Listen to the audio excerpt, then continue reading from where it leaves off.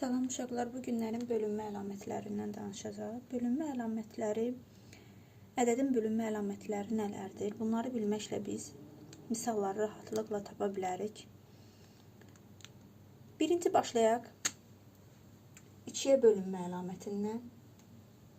2-yə bölünmə əlaməti nədir? Bütün cüt ədədlər 2-yə tam bölünür.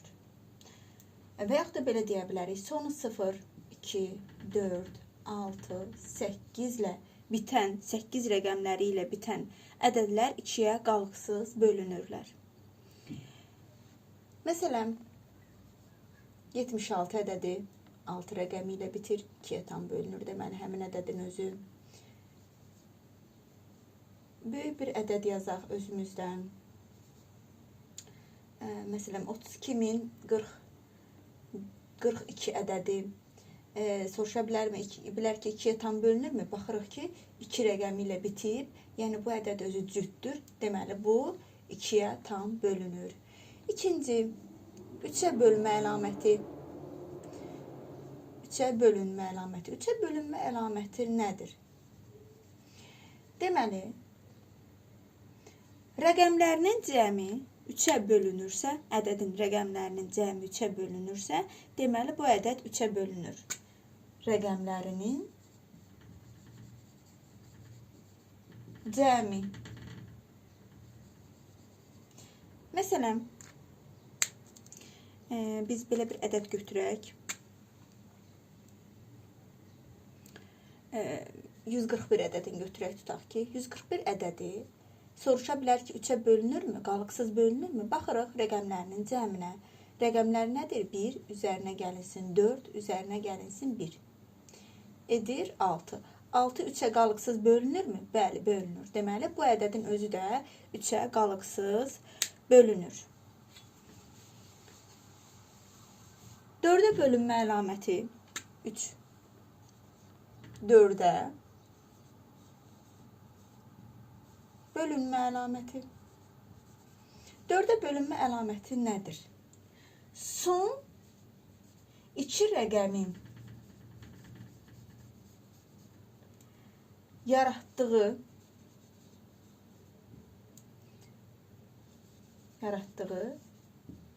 ardıcıllığın əmələ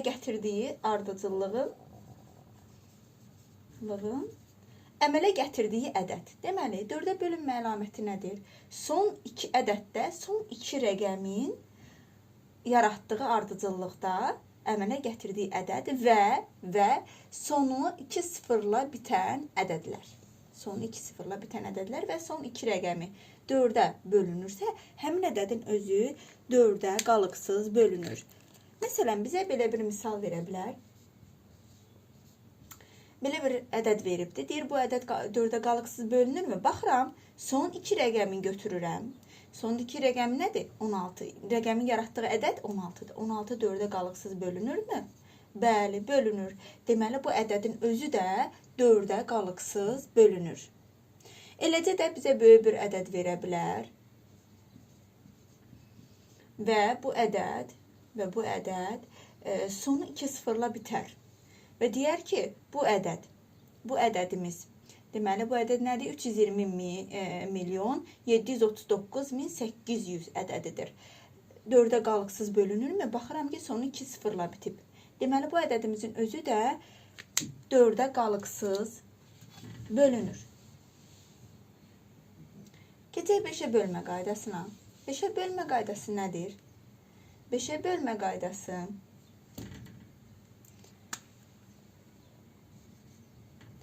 beşə bölünmə. Deməli, ədədin sonu 0 və ya 5 ilə bitərsə, deməli, ədədimizin sonu 0 və ya 5 ilə bitərsə, bu ədədimiz, videoda deyəsən görsənmir, 0 ya da 5 ilə bitərsə, bu ədədimiz 5-ə qalıqsız bölünər. İstənilən bir ədəd yaza bilərik və bu ədəd əgər 0 və yaxud da 5 ilə bitərsə, deməli bu ədədimiz 5-ə bölünür, çünki 0-la bitir. Və yaxud da burada 5 ola bilər. Bu ədədimiz 5 ilə bitir. Deməli bu ədədimizin özü 5-ə tam bölünür. 6-ya bölünmə əlaməti nədir? 6-ya bölünmə əlaməti isə 2 bölünmə əlamətini özündə cəm edir. 6-ya bölünmə.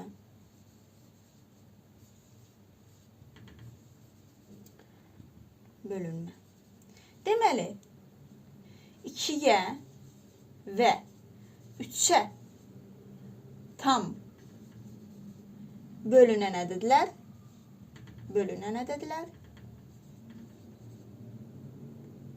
ədədlər 6-ya da bölünür. Deməli, biz burada nəyə fikir verəcəyik? Biz burada fikir verəcəyik ki, həmin bizə verilən ədəd 2-yə tam bölünsün və 3-ə tam bölünsün. Bu zamanda nədir? 2-nin bölmə qaydasından və 3-ün bölmə qaydasından istifadə edəcəyik. Məsələn, bizə belə bir ədəd verə bilər. 642 yazaq. Deyir ki, bu ədəd 6-ya tam bölünürmü? Qalıqsız bölünürmü? Mən baxacağım. Deməli, 2-yə bölünürmü? 2. Cüt ədəddirmi? 2 ilə bitir. Bəli, bu ədəd 2-yə tam bölünür. Sonra baxacağım 3-ə bölmə əlamətinə. 3-ə bölmə əlaməti nədir ki, rəqəmlərinin cəmi 3-ə bölünürsə, bu ədəd 3-ə bölünür.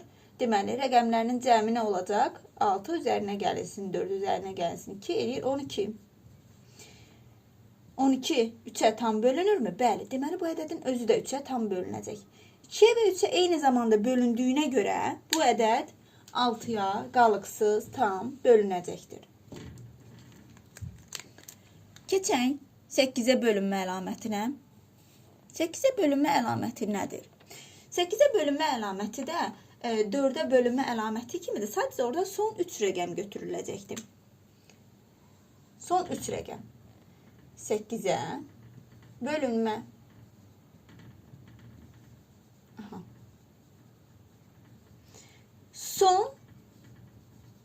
Son 3 rəqəmi götürürük və yaxud da sonu 3 sıfırla bitərsə, ədədin sonu 3 sıfırla bitərsə və ya son 3 rəqəmin götürəcəyik. Həmin 3 rəqəm, götürdüyümüz 3 rəqəmin yaratdığı ədəd 8-ə tam bölünəcəksə, deməli həmin ədədimiz 8-ə tam bölünəcəkdir.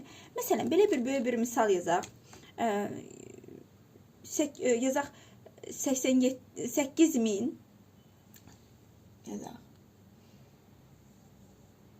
yazaq 8.767.136 ədədi.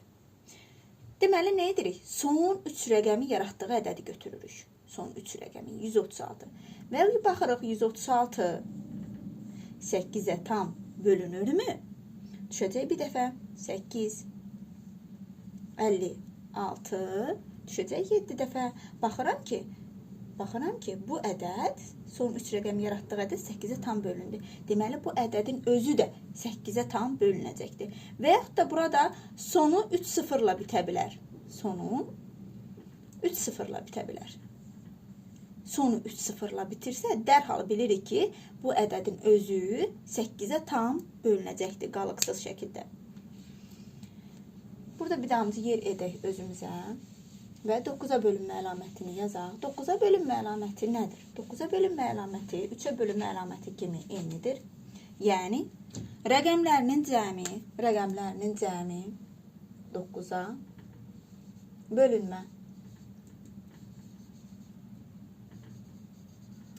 Rəqəmlərinin cəmi 9-a tam bölünürsə, bu ədəd 9-a tam bölünəcəkdir. Götürək, məsələn, 189 ədədini götürək.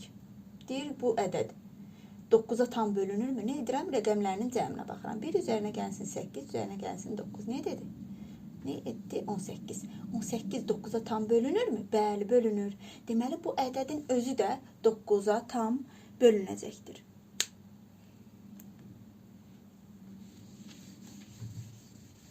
Bunu misallar üzərində baxsaq, bir misala baxaq.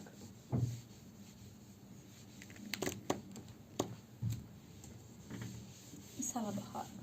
Bizə böyük bir ədəd verilə bilər və bu ədəddən deyə bilər ki, məsələn, verilə bilər ki, 431.210 431.210 vurulsun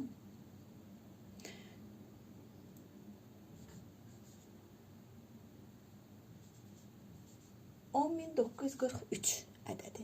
Deyir, bu hasilin 3-ə bölünməsindən alınan qalığı tap.